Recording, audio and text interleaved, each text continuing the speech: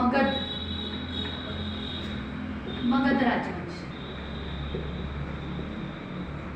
मगध पर किस किसने शासन किया वो बताओ। सबसे पहले हर्यक वंश। हर्यक वंश, इसका पहला राजा वृहद, और पहला राजा क्या होता है? संस्थापक। किसी भी वंश का पहला राजा उसका संस्थापक होता है, ठीक है। दूसरा राजा बिंबिसार, क्या नाम है? बिंबिसार। बिंबिसार ने क्या किया?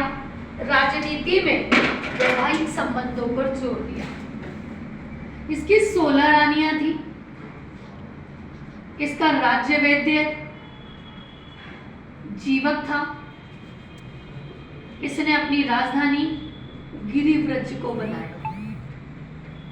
गिरिव्रज का दूसरा नाम है राजगृह, ठीक है बच्चों। तीसरा राजा अजातशत्रु, इसका दूसरा नाम है कुणिक।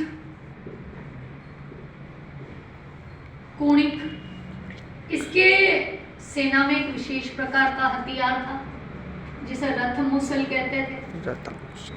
गिलोल होती है ना, उस टाइप से, ऐसे गिलोल होती है, यहाँ रखकर अपन चलाते हैं ना, तो रथ मुसल खींचने वाला। इसने अपने पिता की हत्या की, इसलिए इसे कहते हैं पितृहंता।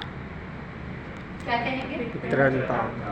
भाई 16 रानियां तो खुद की, बुढ़ापा आ गया, तब तक छोड़ ही नहीं रहा, तो यहाँ तो कोई छोरियां पढ़ने को तैयार नहीं कि तेरा बाप तो गद्दे पे बैठा है, समझ रहे हो? तो उसने कहा कि मार दिया बाबूजी को। इसका बेटा उदयन, इस उदयन ने 465 या 468 ईसा पूर्व में पाटलिपुत्र की स्थापना की। किसकी स्थापना की? पाटलिपुत्र की स्थापना की। ये कभी राज्य में नहीं रहा। और अजातशत्रु जब राजा बना ना, वो क्या कहता है इससे? देख तुझे चाहिए ना, बता देना, मैं तुझे राजा बना दूंगा, मारना मत। अंतिम शासक, दूसरा वंश जिसने इस पर शासन किया, उसका नाम है शिशुनाग वंश। शिशुनाग वंश, पहला राजा वही संस्थापक राजा। संस्थापक राजा कौन होगा? संस्थापक राजा होगा शिशुनाग। दूसरा राजा कौन है?